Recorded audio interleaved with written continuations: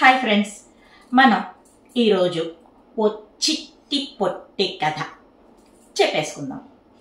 మోహిని భస్మాసుర కథ ఏంటంటే, అనగనగనగనగనగా భస్మాసురుడు అనే ఒక రాక్షసుడు ఓ అడవిలో కఠోర తపస్సు చేసుకుంటున్నాడు. ఓం నమః శివాయ, ఓం నమః శివాయ, ఓం నమః శివాయ అంటూ శివయ్యకి చాలా హ్యాపీగా ఆ తపస్సు నచ్చడం వల్ల భస్మాసురుడి ముందు ప్రత్యక్షమయ్యాడు. వరం ఇవ్వడానికి రెడీ అయిపోయాడు. నాయనా, ఏం కావాలి అని అడిగేశాడు. శివయ్య, నాకు మరణం లేకుండా వరం ఇవ్వండి అన్నాడు భస్మాసురుడు. శివుడు పడి పడి నవ్వేశాడు. అరే నాయనా, పుట్టిన ప్రతి జీవి చావక తప్పదు, చచ్చిన ప్రతి జీవి మళ్ళీ పుట్టక తప్పదు. అందుకని నువ్వు అడిగిన వరం ఇచ్చేందుకు వీలు లేదు. అది కాకుండా ఇంకో వరం ఏదైనా కోరుకో అని చెప్పాడు. భస్మాసురుడు ఇప్పుడు కొంచెం బొర్రవాడాడు. రాక్షస తెలివితోటి ఇలా ఆలోచించాడు.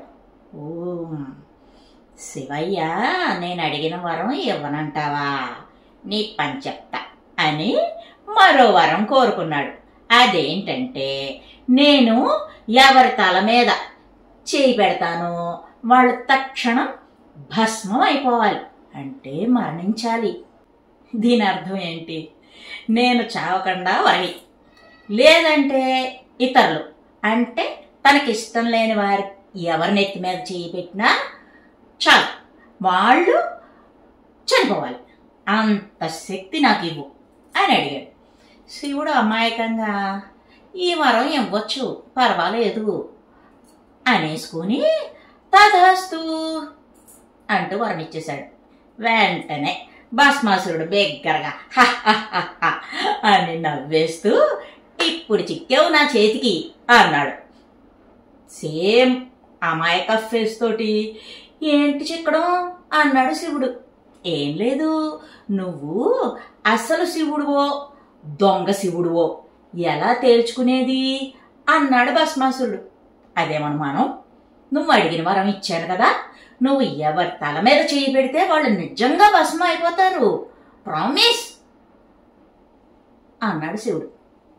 అయితే ముందు నీ తల మీద నా చెయ్యి పెడతాను, నీకేమవుతుందో చూస్తాను అంటూ మీదికొచ్చాడు భస్మాసురుడు.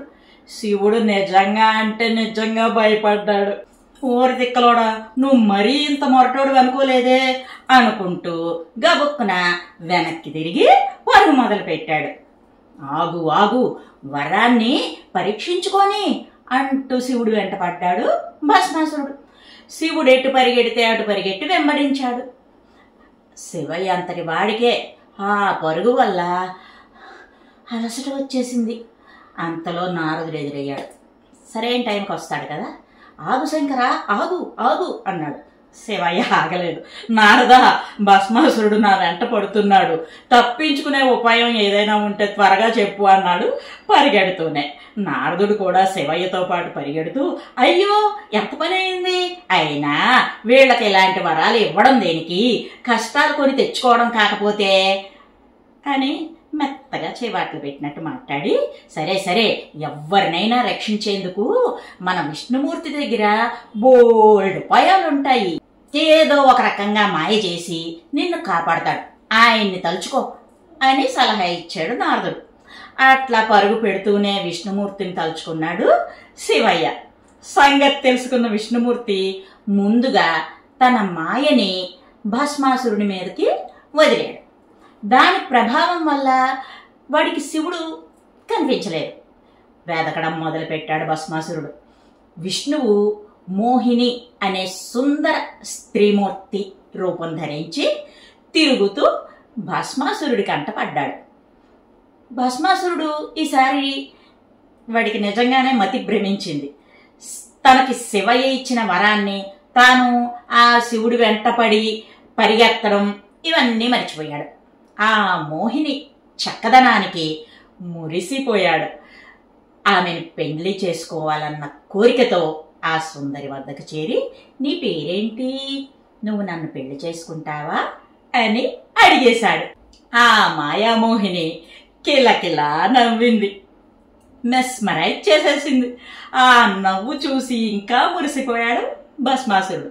అతన్ని చూస్తూ మోహిని కూడా, నువ్వు కూడా నాకు చాలా బాగా నచ్చావు, కానీ ఒక చిన్న ఇబ్బంది ఉంది. మరి ముందు ఈ విషయం ఒకటి నాకు చెప్పు, నీకు నాట్యం చేయడం వచ్చా అని అడిగింది. ఓ, చాలా బాగా వచ్చు అన్నాడు భస్మాసురుడు. అయితే ఇక పెళ్ళైపోయినట్టే. నువ్వు నేను చెప్పినట్టు నాట్యం చేయి, అంతేకాదు నాకంటే బాగా చేసి నన్ను ఓడించాలి. అలా నన్ను నాట్యంలో ఓడించిన వ్యక్తే నన్ను పెళ్లి చేసుకుంటాడు అని నా జాతకంలో ఉందంట అని వయ్యారాల వలకు పోస్తూ చెప్పింది మోహిని. ఓస్, దానికేముంది, మొదలెట్టు నాట్యం అన్నాడు భస్మాసురుడు. మోహిని డాన్స్ చేయడం మొదలుపెట్టింది. ఆమె ఎట్లా ఆడితే అట్లా ఆడసాగాడు భస్మాసురుడు. క్రమంగా నాట్యం వేగం పుంజుకుంది, స్పీడ్ పెరిగిపోయిందనమాట. చక్కటి ముద్రలతో హావభావాలు ప్రదర్శిస్తూ మోహిని తన తలపై చేయి పెట్టుకుంది. అలా నాట్యం చేసింది. ఈ నాట్యం భలే ఉందే అనుకుంటూ ఉత్సాహంగా తను తన తలపై చేయి పెట్టుకున్నాడు. మరుక్షణంలో వాడు భస్మమైపోయాడు.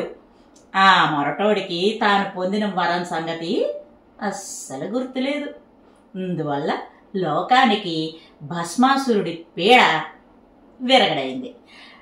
తనను లోకాన్ని కాపాడిన విష్ణుమూర్తికి ధన్యవాదాలు చెప్పుకున్నాడు శివుడు.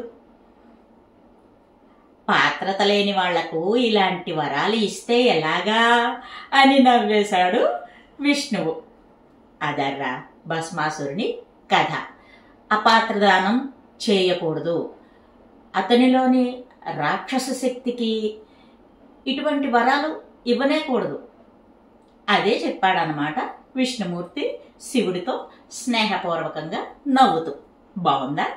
మరో మంచి వీడియోతో మళ్ళీ మీ ముందుకు వస్తా. By bye friends.